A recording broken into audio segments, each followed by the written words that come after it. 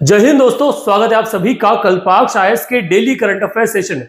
रोजाना की तरह आज हम फिर हाजिर हैं आज के महत्वपूर्ण इवेंट्स के साथ में, आज के करंट अफेयर के साथ में जो आपके एग्जामिनेशन में काफी इंपॉर्टेंट रोल प्ले करने वाले। आज बात करेंगे 4 सितंबर में हुए उन घटनाक्रमों से जहां से सवाल पूछे जाने की संभावनाएं प्रबल। समय के साथ आपके द्वारा जो सजेशंस दिए गए, सुझाव दिए गए, उसके बाद कुछ बदलाव हमने हमारे सेशन में किए, जिसके बाद ये सेशन करंट अफेयर की दृष्टि से और ज्यादा एफिशिएंट हो चुका है। जो लोग पहली बार इस वीडियो पर आए, इस वीडियो को अंत तक देखिएगा और चैनल को सब्सक्राइब किए बिना मत जाइएगा।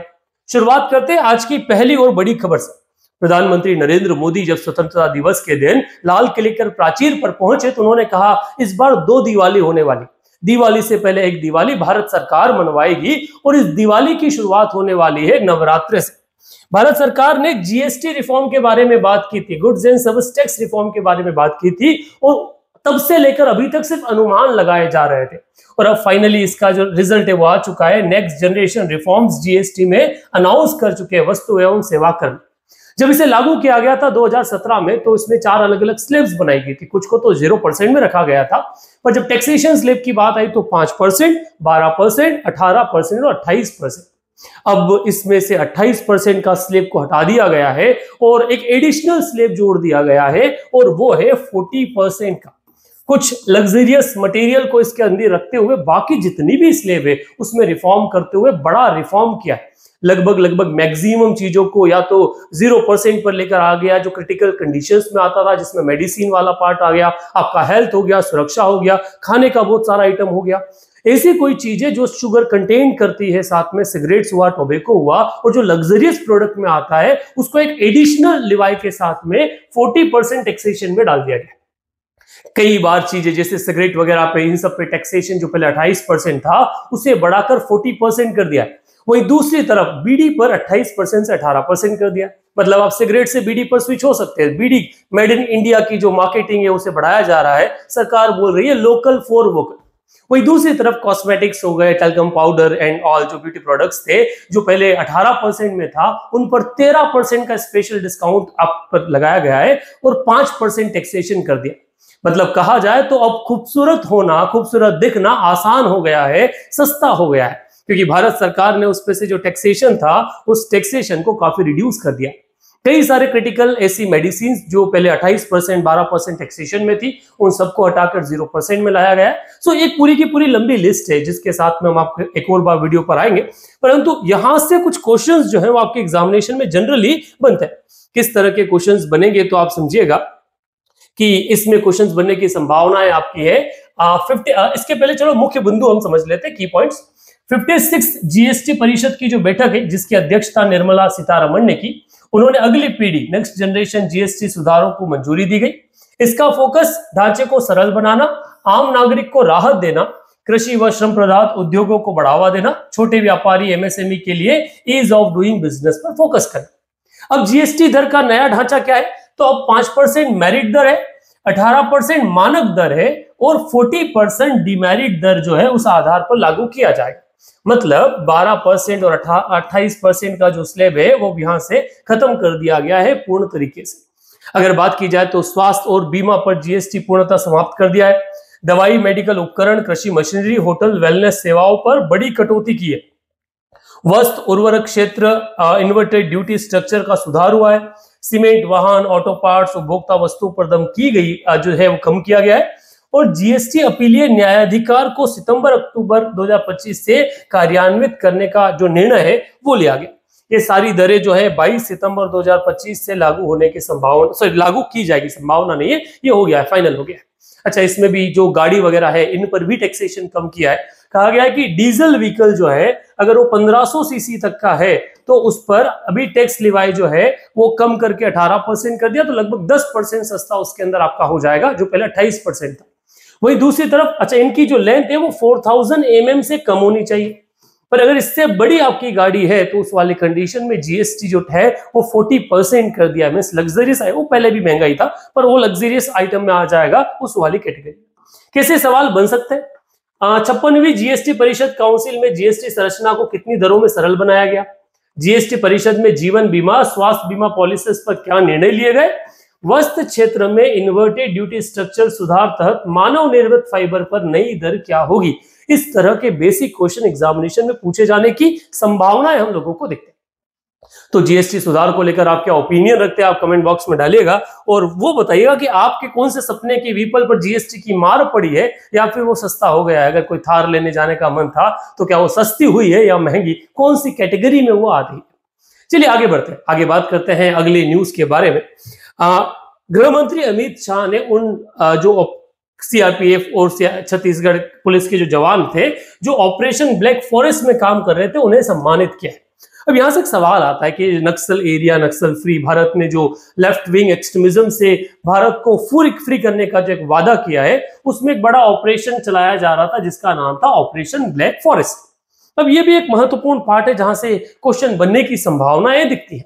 तो सुनिएगा, केंद्रीय गृह एवं सहकारिता मंत्री अमित शाह ने दिल्ली में सीआरपीएफ, छत्तीसगढ़ पुलिस, डीआरजी और कोबरा बल के जवानों को सम्मानित किया जिन्होंने कर्रे गुटाल लू पहाड़ी पर सबसे बड़े एंटी नक्सल ऑपरेशन ब्लैक फॉरेस्ट को सफलतापूर्वक अंजाम दिया।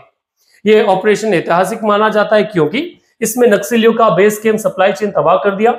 आईईडी और कठिन भूभाग गर्मी के बावजूद सुरक्षा बलों ने एक अदम्य साहस दिखाया। इसमें नक्सल विरोधी अभियान इतिहास का स्वर्णिम अध्याय है और केंद्र सरकार 2026 तक नक्सल मुक्त भारत चाहती है। इसमें पशुपतिनाथ से तिरुपति तक 6.5 करोड़ लोगों की जिंदगी में एक नया सवेरा आएगा क्योंकि वहां पर नक्सलिज्म जो है वो खत्म हुआ है। अब यहां से क्वेश्चन पूछे जाने की संभावना है, जैसे तथ्यात्मक अगर देखा जाए फैक्चुअल, तो हाल ही में कर्रे गुटालू पहाड़ी पर सफल एंटी नक्सल ऑपरेशन का नाम क्या था। क्वेश्चन पूछा जा सकता है ऑपरेशन ब्लैक फॉरेस्ट किन सुरक्षा बलों की संयुक्त कार्रवाई थी। ये आपके प्री में आ सकते हैं। मेंस में अगर क्वेश्चन देखा जाए तो क्वेश्चन पूछा जा सकता है नक्सलवाद भारत की आंतरिक सुरक्षा के लिए सबसे बड़ी चुनौतियों में से एक है। ये गवर्नेंस और इंटरनल सिक्योरिटी दोनों में सवाल पूछा जा सकता है। The naxalism is the biggest threat to the internal security of India. हाल ही में हुए ऑपरेशन ब्लैक फॉरेस्ट की सफलता के परिदृश्य में नक्सलवाद उन्मूलन हेतु सरकार के द्वारा प्रयासों और चुनौतियों पर चर्चा कीजिए। In the context of operation black forest, ठीक है, एवेलुएट या फिर उन्होंने क्या बोला है आपका प्रयास और चुनौतियों के ऊपर डिस्कस करने की बात उन लोगों ने की है। So discuss the efforts of government of India to eradicate naxalism from India. Question आपका है विकास और सुरक्षा रणनीति में नक्सलवाद निपटने की दोहरी नीति है। ये एक बड़ा अच्छा क्वेश्चन है जिसको मेरा फेवरेट है कि the development and security is a best policy to eradicate naxalism and Bharat सरकार की नक्सल विरोधी रणनीति का मूल्यांकन कीजिए। Evaluate the Indian government anti Naxal policies. तो यहां से इस तरह के क्वेश्चन बनने की संभावनाएं हमें लगती है दोस्तों। चलिए आगे बढ़ते हैं। अगली न्यूज जो है वो एक फॉरेन विजिट से आप तक आई है। सिंगापुर के पीएम जो 3 दिन भारत विजिट पर है तो वो कई सारी इकोनॉमिक टाइप पर क्या है डिस्कशन हुआ। सो मिस्टर वांग जो आपके सिंगापुर से आए वो प्राइम मिनिस्टर नरेंद्र मोदी से बायलैटरल डिस्कशन करने वाले हैं और उससे कई सारी चीजें जो है वो हो सकता है निकल कर बाहर आए। तो क्या मुख्य बिंदु है इसको थोड़ा एनालिसिस कर लेते हैं दोस्तों। सो क्वेश्चन पूछा जा सकता है या पॉइंट है, सिंगापुर के प्रधानमंत्री लॉरेंस वांग 3 दिवसीय भारत यात्रा पर आए। दोनों देशों ने ग्रीन एनर्जी, हरित ऊर्जा, शिपिंग, नागरिक उड्डयन, स्पेस, डिजिटलाइजेशन, कौशल विकास जैसे भविष्य उन्मुख क्षेत्रों में सहयोग का गहरा करने जा रहे हैं। भारत सिंगापुर ने 2024 में अपने संबंधों को कॉम्प्रिहेंसिव स्ट्रेटेजिक पार्टनरशिप स्तर पर पहुंचा दिया था।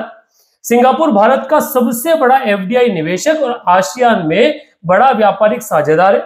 2000 से लगभग 24% एफडीआई सिंगापुर से ही भारत में आया है जो लगभग 160 बिलियन यूएस डॉलर का है और सिंगापुर भारत का 6ठा सबसे लार्जेस्ट ट्रेडिंग पार्टनर के रूप में भी जाना जाता है। इन सब दृष्टि से सिंगापुर हम लोगों के लिए एक महत्वपूर्ण डेस्टिनेशन बनता है। पॉइंट अगर देखा जाए कि किस तरह के क्वेश्चन पूछे जाएं, सो हाल ही में समाचारों में कॉम्प्रिहेंसिव स्ट्रेटेजिक पार्टनरशिप किस देश के साथ संबंधों पर स्तर पर है। निम्न से कौन सा देश भारत का आसियान में सबसे बड़ा व्यापारिक साझेदार है। और ऐसे ही अगर देखा जाए तो मेंस में क्वेश्चन पूछा जा सकता है भारत की look east act east policy नीति, आई रिपीट, भारत की लुक ईस्ट एक्ट ईस्ट नीति के परिप्रेक्ष्य में सिंगापुर का रणनीतिक महत्व स्पष्ट कीजिए। Explain the strategic importance of Singapore in the context of India's look east and act east policy. इस तरह के सवाल आपसे देखने को बनते हैं। आज के एग्जाम के आधार पर अगर इनसे देखें तो इस तरह की चीजें जो है वो बनती है, और मुझे हिसाब से यही वो पार्ट है, सबसे बड़ा पार्ट जहां से क्वेश्चन बन भी सकते हैं जीएसटी। इससे तो अलग अलग स्लेब जनरली पूछी नहीं जाती, परंतु मैक्सिमम पार्ट हम इसमें कवर कर चुके हैं। And the last come the question of the day. आज इतना ही पार्ट है। So question of the day में हम चलते हैं कि the confluence of Beas and Sutlej river take place at. Beas और सतलज नदियों का संगम कहां होता है? A Harike, B Firozpur, C Kapurthala थला and D that is Phillaur. Correct option आप कमेंट बॉक्स में लिखिएगा। वर्तमान में पंजाब एक बहुत ही बड़े बाढ़ से ग्रसित है। ठीक है, पूरा पंजाब की 23 डिस्ट्रिक्ट जो है उन्हें बाढ़ ग्रसित घोषित किया जा चुका है। सो समय है एक पंजाब के लिए प्रे करने का कि भगवान जो है पंजाब को बख्श दे अपने इस हाहाकार से, अपनी इस त्रासदी से। That's it for today guys, thank you very much.